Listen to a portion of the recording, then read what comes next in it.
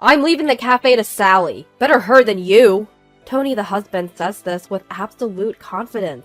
Sally, the daughter-in-law he's talking about, nods with joy. Who does he think he is? He knows nothing about this business. Tony seems delighted, almost as if he's the one running the show. Maybe because he's been playing the role of the cafe owner. I was foolish to have trusted Tony like this. I've got to cut the dead weight.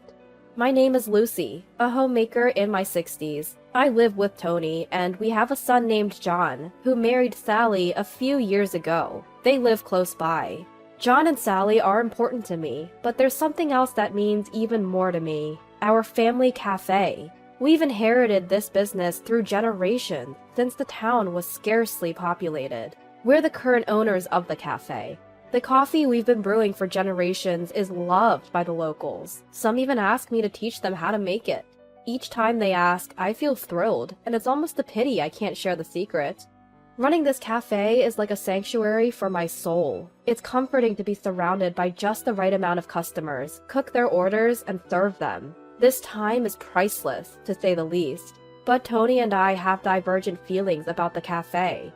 Tony does handle the administrative side of the cafe, but hardly ever shows up at the place. Why do I have to be at the cafe? Isn't that your job? He would say, essentially neglecting his duties. He's not the Tony I married. Back then, he was all in, saying, let's both work hard on running the cafe. I remember feeling so supported, but after a few months of marriage, Tony lost all interest in the cafe. He never showed up there and seemed to only care about the money it made. How much did we make this month? Can't be much coming from that old shop, huh? It was hard not to be angry when Tony laughed like that. But if I spoke up, I was sure we'd end up fighting. So I stayed silent. Tony was overly concerned about the cafe's earning, and when he learned how much we made, he tried to pocket it all for himself. The earnings from the cafe are for future expenses. So keep your hands off. Even if I told Tony that, he'd say, it's my shop, so I can take the money if I want to. Stop worrying about small stuff. And he'd take all the profits when I wasn't looking.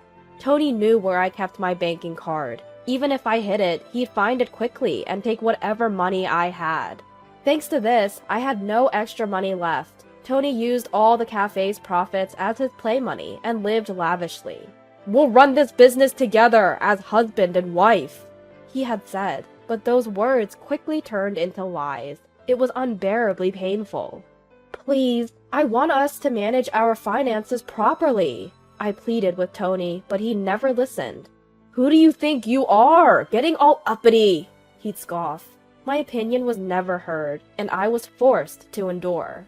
Why, despite all my efforts, was I not rewarded? Why was I only met with suffering? No matter how much I thought about it, I couldn't find the answer. The only reason I hadn't given in to despair was because of the cafe. Going to the cafe and working helped me forget all my troubles. If I looked down, customers would notice right away and say, is something wrong? Want to talk about it? Though it was a relationship between the shop owner and customer, those words felt incredibly warm, and it was all I could do to hold back tears. I was resolved to protect this shop at all costs. I'll do whatever I can for this cafe. I swore this from the bottom of my heart, and that vow remains unchanged. To me, this cafe is the most important thing, and my only solace. Yet, relentlessly, the hardships kept coming. There was one more issue I had with Tony. It was how he treated Sally, my daughter-in-law. Sally, do you have enough money? We have some to spare, so don't hesitate to ask. Thank you, Tony. We're good. John is doing his best. Every month, our son and his wife come to visit us at home. John says it's because he worries about us being alone. From the moment John introduced us, Tony took a liking to Sally. He asked about more than just her career, her favorite type of person, hobbies, and how she likes to spend her holidays.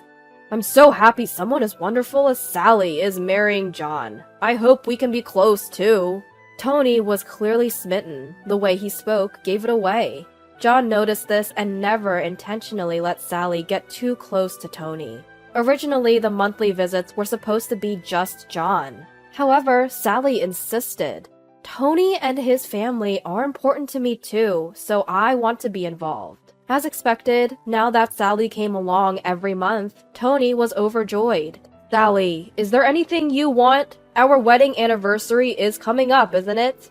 Sally, do you have any free days this month? I found a great place, and I'd like to take you there. If someone as beautiful as Sally ran a cafe, customers would be thrilled. The way Tony pressed on made it impossible for Sally to feel comfortable. Really? That's so kind of you. Tony, you're such a nice guy.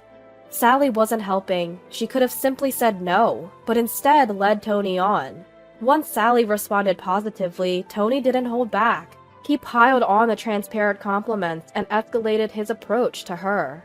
Both John and I felt uncomfortable with Tony's behavior. Above all, John was having a hard time. The woman he chose was getting too close to his father. To give John a breather, we'd sometimes go to a cafe and work together, ignoring Tony's actions. But Tony would nullify all our efforts with his action. That day was also one when our son and his wife would visit. But Tony's demeanor was a bit different today. He frequently looked over at me, a serious expression on his face. "Just a moment, I need to talk to everyone here," Tony announced. His voice was so somber that we all sat down to listen. "I can't take it anymore." Tony began speaking as soon as he opened his mouth. "What can't you take?" John asked, and Tony let it all out. "Lucy's attitude is unbearable. She acts as if she owns the cafe, not letting me manage the profits. Even though I'm the one who owns the cafe, she looks at me as if I'm useless. It hurts me every time I see that. If Lucy doesn't change, I can't go on like this." I was shocked by Tony's words. Why did I have to hear something like that? Wasn't it Tony who walked out on the cafe we decided to run together? I held back my urge to confront him, seeing he still had more to say. Then Tony dropped the bombshell. "I'm giving my cafe to Sally. She's a better choice than you anyway." I blurted out, "What? Why would he make a decision about our joint cafe all on his own? Shouldn't he be consulting me first?" Meanwhile, Sally, who had been named as the new owner, looked thrilled. "I'm honored to take on this role from Tony. Please, come by sometime," she said cheerfully. Observing her composure, I got the full picture. This had been her agenda all along. To steal my precious cafe. That was her goal. Why hadn't I seen this coming sooner? If I had, maybe I could have taken steps to prevent this whole debacle. I was so shocked by their words, I found myself speechless. Why was I being pushed into such a tight corner? What had I done to deserve this? My heart was filled with a strong desire for revenge. I must make them regret this, I thought. And I didn't waste time. As I tried to speak up, saying, "Well, about that," Tony gave me a look as if to say, "Got a problem?" Unfazed, I presented the facts. The legal owner of the cafe is me. My grandfather started it.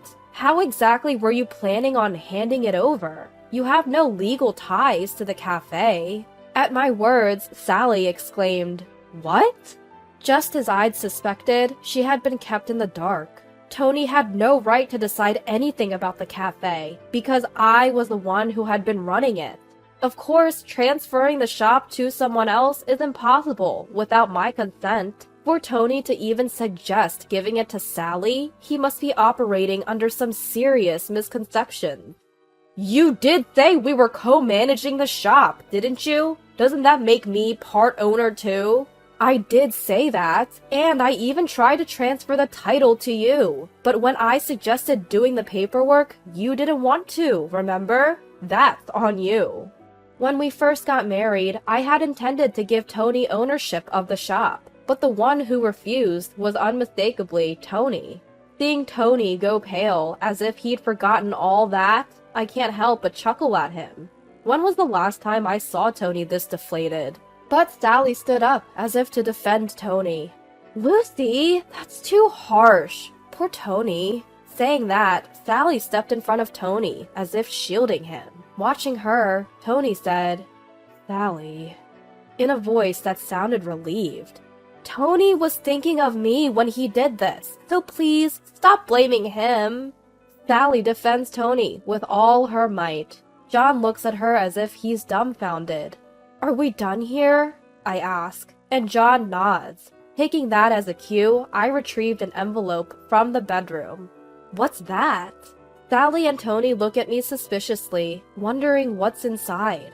This contains evidence that backs up your relationship. Saying that, I spread the contents all over the table. Several photographs spill out. All feature Sally and Tony, clearly indicating their intimate relationship.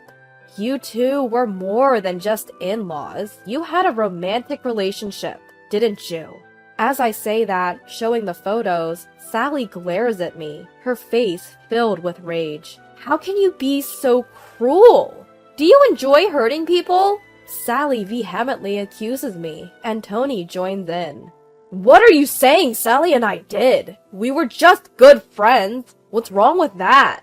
Looking at the two protest so vehemently, both John and I let out a big sigh. I started suspecting Sally and Tony's relationship 2 months ago. When I consulted John about the uncomfortably close relationship between the two, he suggested, why not hire a private investigator? So I tapped into my network of friends and hired an investigator to track their activities.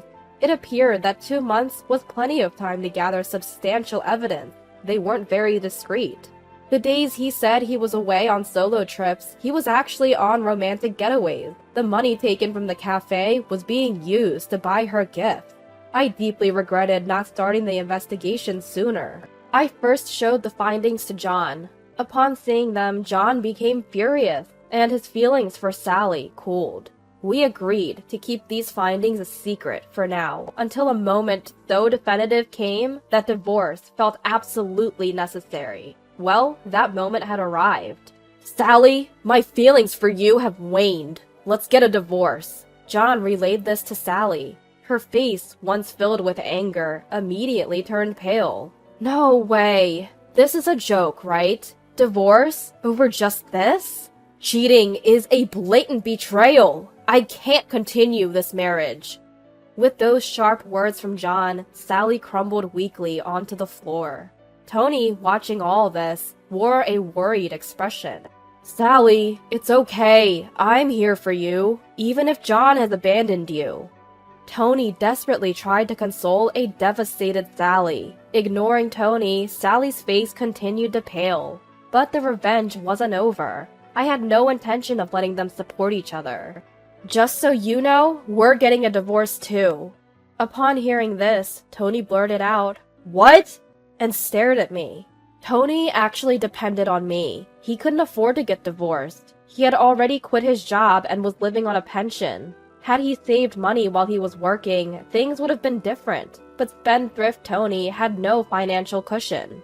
The only reason he'd been getting by was because of the cafe's earnings. Contrary to what he said about it being an old cafe, it's actually one of the most popular spots in town now, bringing in good money. If we divorce, he would lose that income. In short, Tony's life would plunge further into hardship. Please, don't divorce me! I won't be able to cope! You planned on supporting Sally, right? I can't keep up with a Tony who cheats. My patience isn't endless. I had no obligation to show mercy to Tony, who was getting increasingly desperate. For years, Tony had continually betrayed me. I owed him no favors. That day, I was finally able to let go of the heavy burden named Tony. Though he resisted a lot, the divorce went through. At the same time, my son and his wife were also able to finalize their divorce. Both John and I sued Tony and Sally for alimony, and rightfully so. They'd been cheating. However, both of them resisted paying, claiming they couldn't afford the alimony. Well, that resistance turned out to be futile. Apparently, Tony now lives alone in an old apartment, abandoned by Sally. Sally is young. She probably planned to leverage her beauty and move on. But John wouldn't allow that. As soon as he contacted her parents, they took her back. She's now working her tail off to repay her parents, who covered the alimony. As for Tony, he didn't have the means to pay and ended up in debt. On my end, the reduction in stress significantly elevated my focus on running my cafe. With my newfound financial stability, I renovated the cafe and the atmosphere got rave reviews from customers. Sometimes John comes by and helps out with the business. Despite everything that's happened, John has always stood by me. I want to live the rest of my life with such a kind person as John.